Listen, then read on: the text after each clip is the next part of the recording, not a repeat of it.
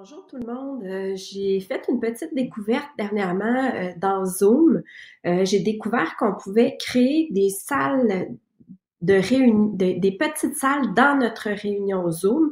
Alors probablement qu'il y en a qui connaissent déjà cette fonctionnalité-là. Moi, je la connaissais pas.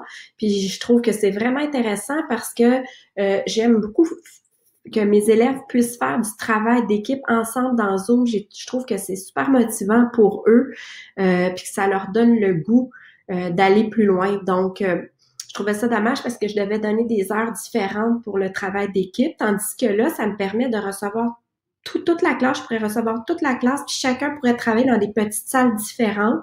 Et moi, je peux me promener d'une salle à l'autre pour superviser le travail. Donc, j'ai pensé que ça pourrait peut-être vous intéresser, vous aussi.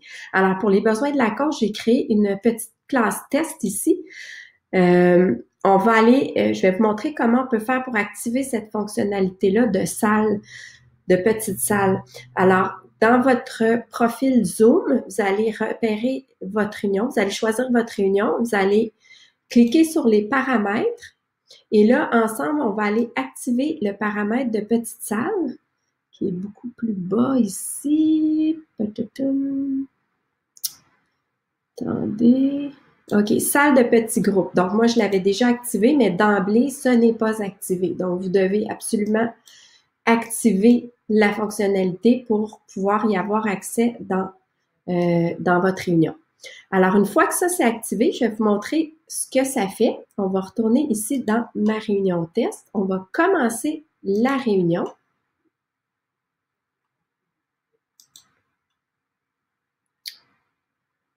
On va se brancher ici. Donc, attendez, je vais juste...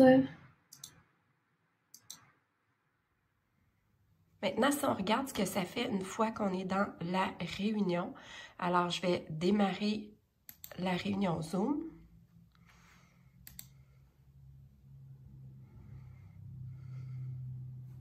Alors, regardez ici dans le bas de l'écran, on a la possibilité maintenant de diviser en groupes.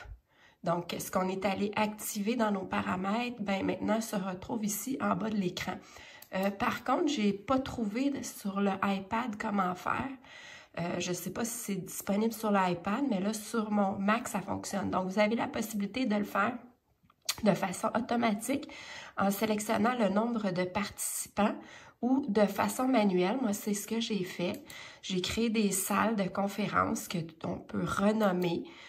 Disons, on pourrait appeler nos salles équipe 1. Donc, moi, j'ai nommé des équipes comme ça de travail. On peut en faire, je crois, si je ne me trompe pas, jusqu'à 50 équipes.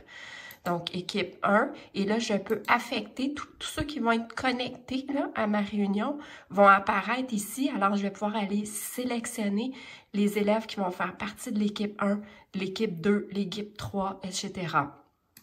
Donc, je peux aller créer une nouvelle équipe en cliquant sur « Ajouter une salle » que je vais aussi renommer, appeler équipe numéro 2. On pourrait nommer nos équipes aussi en sujet de travail, là, si on veut placer différents sujets ou si on fait de la différenciation aussi, ça peut être possible. Et une fois que la réunion est démarrée, là, comme je n'ai pas d'élèves, je ne pourrais pas vous le montrer, mais c'est très simple.